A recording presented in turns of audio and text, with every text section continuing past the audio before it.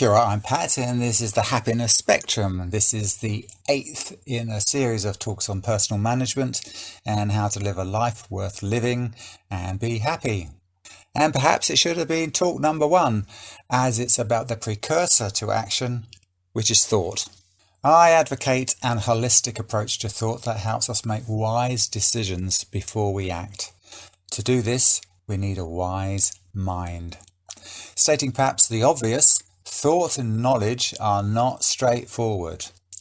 This is especially the case in a world full of mis- and disinformation, where truth is not an objective reality, rather something that can be manufactured to suit your ends. This is a pragmatism that ignores the truth as long as you get what you want, and this raises a number of big questions. What is truth? What are the sources of our knowledge? What is the right way to live? What is intuition or revelation? How can we make wise decisions before we act? And of course, many, many more. In the Western world, the predominant way of thinking has its roots in Greek philosophy. It's rational and logical, and it's led to fantastic advances in science and our understanding of the world. However, if untempered, it allows actions without regard for consequences. On the global scale, for example, consider nuclear bombs that have and could be used again, or human-caused mass extinction that is happening right now, or climate change. All things that we can understand rationally but don't make them okay. It can be same at the personal level. It's rational and logical, but it's not okay to do some things. You might have guessed I'm very fond of spectrums as a way to help understanding, and here's another one. And if you go to the website happinessspectrum.jimdofree.com, you'll see a little diagram where there's a spectrum of the truth and the way. On one side, the truth is how the world is, and the way is the right way to live. In black and white terms, the truth can free us from any moral, ethical, or environmental responsibility for the consequences of our actions. For example, nuclear fission is the science, the nuclear bomb a consequence. The way, the other end of the spectrum, when you believe something is true regardless of any evidence from reality, and consequently act on this basis. And perhaps Donald Trump has a reality that sometimes does not take account of any truth. There is a dynamic between the poles of truth and way, hence it is a spectrum. Practically, what does this mean in terms of the happiness spectrum? Of making wise decisions that we act on, that gives us purpose, that makes us happier. A simpler way of putting this, what do I know and feel, and as a consequence, this is how I will act. For me, this process also has to take into account the moral, ethical, and environmental impacts of my choices. This, for me, is the wise mind making decisions. There is a tendency to think one-dimensionally rather than holistically.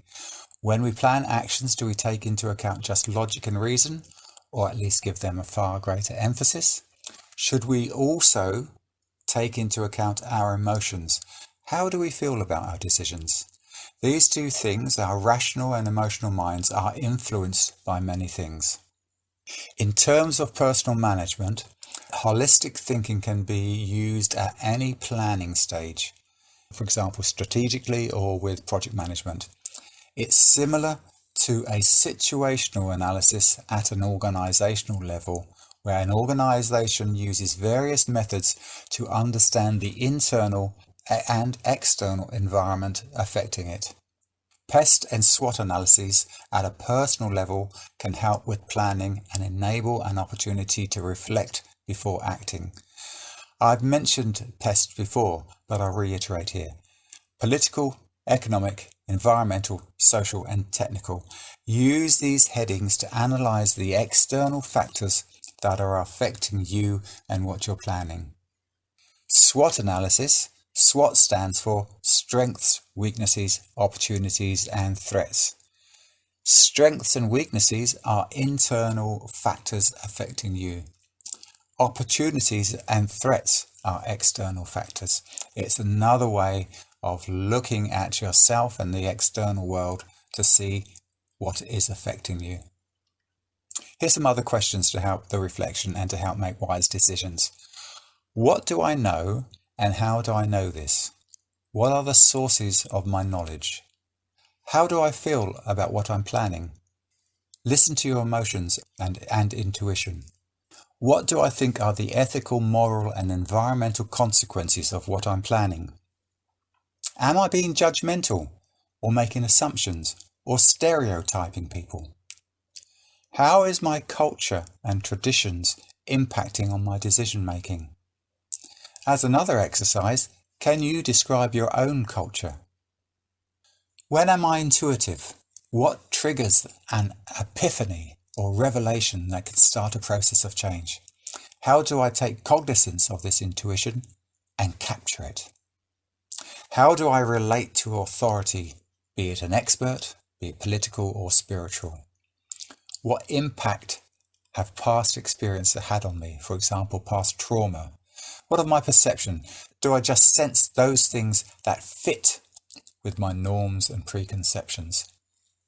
The wise mind will integrate all of these things into the decision-making process and holistic approach to thought. Almost certainly you'll not get everything right, but taking these things into account will aid the process of making wise decisions. This will help you live a life worth living, and your happiness is also an opportunity to learn. The final talk is on the 3 C's: connect, communicate, and collaborate.